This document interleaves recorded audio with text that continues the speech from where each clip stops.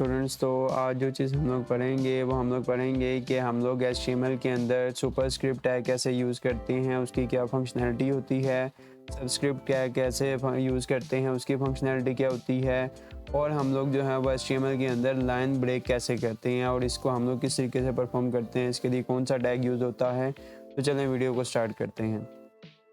तो last time जहाँ पे हम लोगों ने अपना कोड छोड़ा था कि हम लोगों ने अपने जो है वो टेक्स्ट फॉर्मेटिंग के कुछ टैग्स देखे थे, जिसमें हम लोगों ने B tag, U tag, I tag मतलब बोल्ड, इटैलिक, अंडरलाइन और स्क्रिप्ट वगैरह के बारे में पढ़ा था। अब इसी के साथ साथ जो है वो मैं आज आप लोगों को बताऊंगा कि आप लोग जो है वो HTML के अंदर सबसे पहले अपना सुपरस्क्रिप्ट टैग क्यों यूज़ करते हैं और वो किस पर्पज़ के लिए यूज़ होता है। अब देखें, अगर हम लोग यहाँ पे कोई चीज़ बताना चाह रहे हैं, जैसे हम लोग अपनी क्लास बताना चाह रहे हैं, जिससे हम लोग लिखते हैं यहाँ पे 12th क्लास को जो है वो हम लोग यहाँ पे लिखते हैं और इसको हम लोग अगर सेव करते हैं तो हम लोग अपनी वेबसाइट के ऊपर जाके देखें तो ये 12 जो है वो सीक्वेंस में नज़र आ रहा है, जबकि जो ये TH होता है हमारे पास, ये थोड़ा सा ऊपर लिखा होता है, मतलब उसकी पावर में लिखा होता है। तो कोई भी चीज़, जैसे आप लोग मैथ्स के कुछ चीज़ें जो हैं वो पावर में लिखना चाह रहे हैं तो आप लोग कैसे लिखेंगे।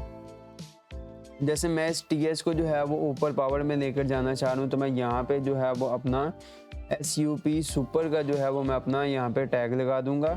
इस टैग को मैं यहाँ पे, जहाँ पे मैंने इसको ख़त्म करना है, वहाँ पे मैं बैकस्लैश लगा के इसको जो है वो क्लोज कर दूंगा। अब अगर हम लोग इसको सेव करके देखें तो देखें ज़रा, यहाँ पे ये जो TH है वो कहाँ पे चला गया, पावर में चला गया। इस तरीके से आप लोगों ने कोई भी चीज़ जो है वो अगर पावर में लिखनी है तो आप लोग उसको SUP सुपरस्क्रिप्ट का जो टैग है उसके लिए आप लोग उसको इस्तेमाल करोगे या सुपरस्क्रिप्ट के टैग के अंदर उसको लिखोगे।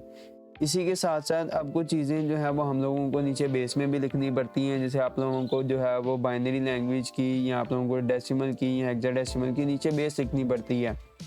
या इसके अलावा आप लोगों को केमिस्ट्री के कुछ फार्मूलाज जो हैं वो लिखने पड़ जाते हैं। जैसे हमारे पास जो है वो पानी का फार्मूला है H2O, तो हम लोग H2O को देख लेते हैं। अब H2O के अंदर अगर हम लोग बात करें कि हमारे पास जो हमारा ये 2 है वो कहाँ पे आना चाहिए, हमारी नीचे बेस में आना चाहिए। तो हम लोग क्या करते हैं, इसके पहले जो है वो अगर इसकी हम लोग आउटपुट देखें तो आप लोगों को यहाँ पे नज़र आ रहा है H2O, वैसे ही हमारे पास सिंपल टेक्स्ट के अंदर लिखा हुआ है।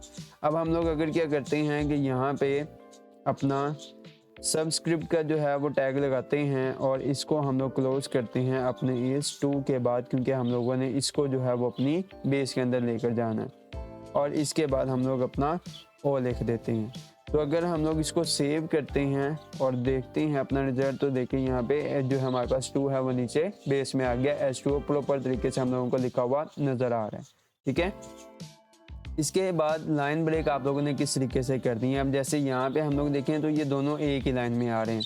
अब अगर मैं यहाँ पे करता हूँ कि ये मैंने जो ये लिखा हुआ है, ये मैंने हालांकि H2O अलग लाइन के ऊपर लिखा, लेकिन वो फिर भी एक ही लाइन में दे रहा है। अगर मैं इसके दरमियान 4 से 5 लाइनें छोड़ के फिर सेव करता हूँ, तब भी मेरे पास मेरी आउटपुट के ऊपर कोई भी फ़र्क नहीं पड़ता, मतलब वो न्यू लाइन के ऊपर नहीं आ रहा।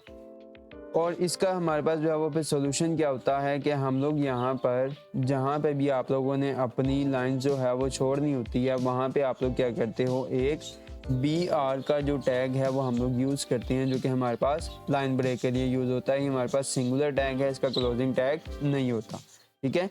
अब हम लोग इसको अगर सेव करते हैं और देखते हैं अपना रिजल्ट, तो यहाँ पे आप लोगों को 12th क्लास के बाद जो है वो लाइन ब्रेक हुई नज़र आ रही है और यहाँ पे हमारे पास H2O नीचे आ गया। अगर ज़्यादा लाइंस आप लोग छोड़ना चाह रहे हैं तो आप लोग जो है वो ज़्यादा दफ़ा यहाँ पे BR टैग लिख सकते हो, ठीक है।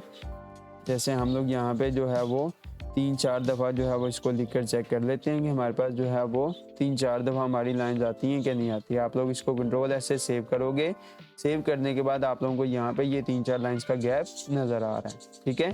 इसके अलावा आप लोगों को इस वीडियो के अंदर कोई भी चीज़ ना समझ आई हो या कोई आप लोगों की क्यूरी हो तो आप लोग मुझे कमेंट सेक्शन में पूछ सकते हो। तब तक के लिए अल्लाह हाफ़िज़।